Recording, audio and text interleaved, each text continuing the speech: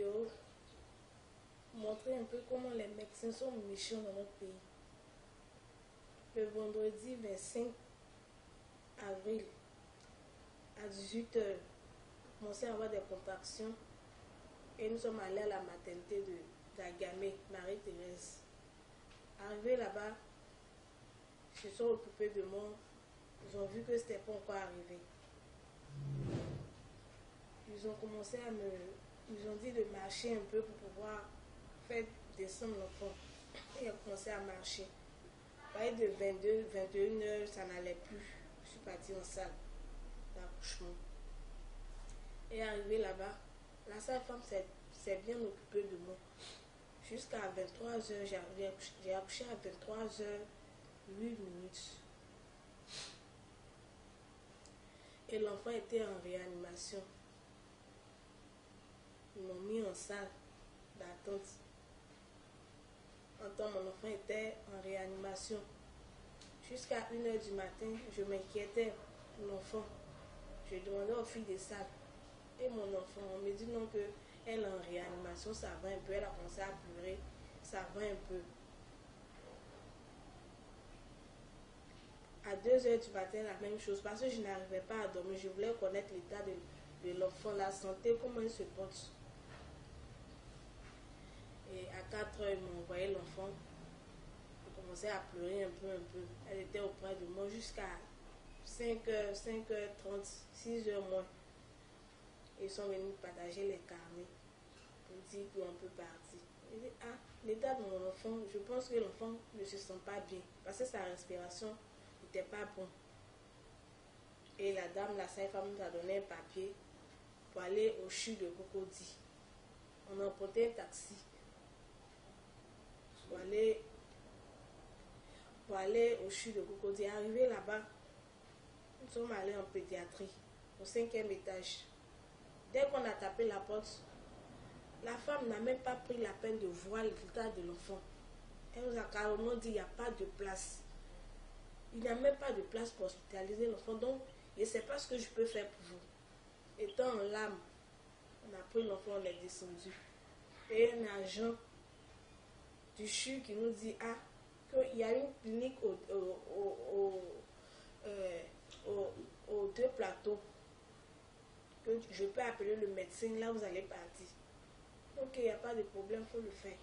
Il a appelé le médecin et on a emprunté le même taxi pour arriver aux 2 plateaux. Dès qu'on est arrivé, il a pris le carnet de l'enfant, il a pris l'enfant, il dit la consultation c'est 10 000. On a payé la consultation.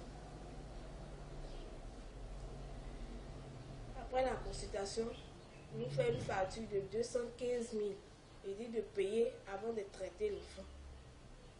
Et tant qu'il était à la maternité, il n'y avait plus rien sur nous. Il restait seulement un peu d'argent. Et mon ami a dit de donner, qu'il n'avait plus une grande chose, qu'il avait seulement que 10 000 francs, mais il laisse sa pièce d'identité pour aller chercher de l'argent pour l'enfant. Que pour le moment, occupé pour vous de l'enfant. Il dit ok, il n'y a pas de problème, il va s'occuper de l'enfant. Il était assise, il était tellement fatigué, je devais venir me reposer un peu. Moi, je suis rentrée à la maison, lui, il allait chercher de l'argent et puis il est reparti. Arrivé là-bas, ils n'ont même pas pris la peine de toucher l'enfant. Ils ne l'ont même pas soigné. L'enfant n'était pas sous oxygène. En ce moment, ils savaient que l'enfant n'était plus. Mais ils nous ont fait croire que l'enfant vivait toujours.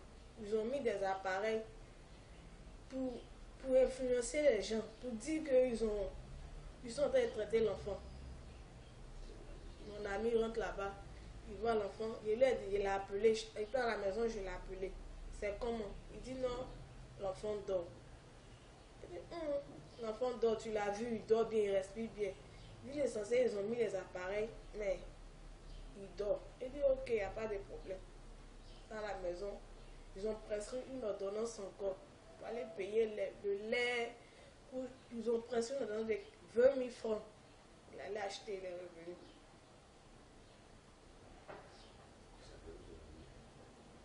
Et sa grande soeur nous a sa grande soeur l'a trouvé à l'hôpital, à la clinique, disant qu'elle voulait voir l'enfant. On dit non, tu ne peux pas voir l'enfant. Que les heures de visite, c'est à 18 heures. Ils viennent encore dire, ils ont besoin de sang. Le sang, la poche de sang, là, 30 000. Il n'y avait plus l'argent parce qu'ils avaient demandé 100 000 francs pour traiter l'enfant d'abord. Il a remis les 100 000, il n'y avait plus grande chose. Il ne restait que 15 000. Après les ordonnances de 20 000, il restait 15 000. Elle a donné les 15 000 pour dire qu'elle partait à la maison chercher l'argent pour venir.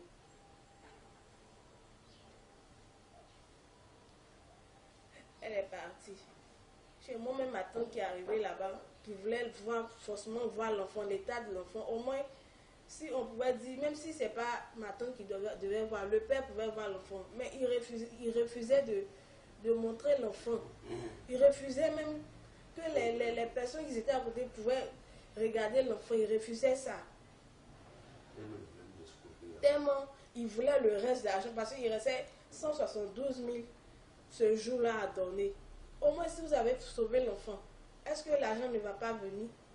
Ça allait venir forcer. Mais ils ne l'ont pas fait.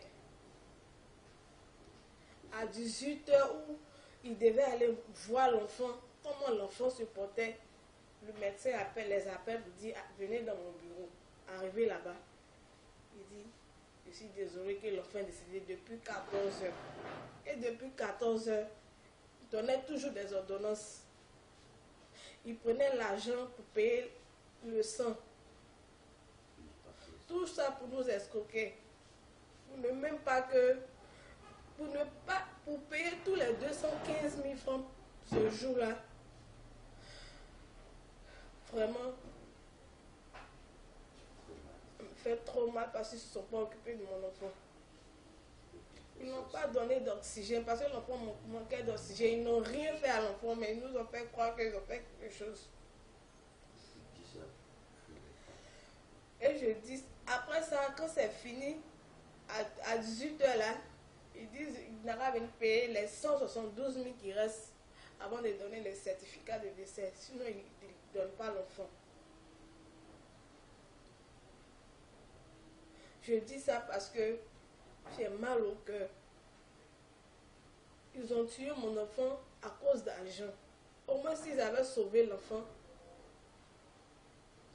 l'argent allait venir. L'argent était déjà là. Mais je voulais seulement qu'on sauve mon enfant. Et ils ont tué mon enfant carrément, sans pitié. Je ne comprends pas pourquoi les médecins qui prêtent serment pour dire qu'ils vont sauver la vie des gens.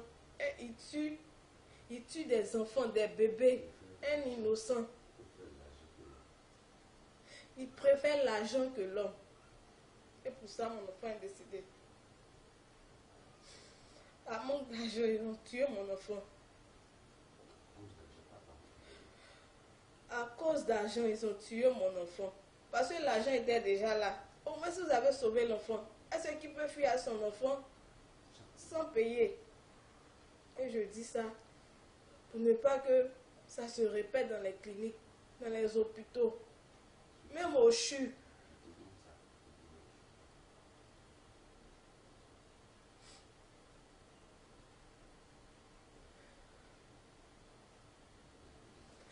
Ça fait trop mal. Ils ont pris la vie de mon enfant cadeau.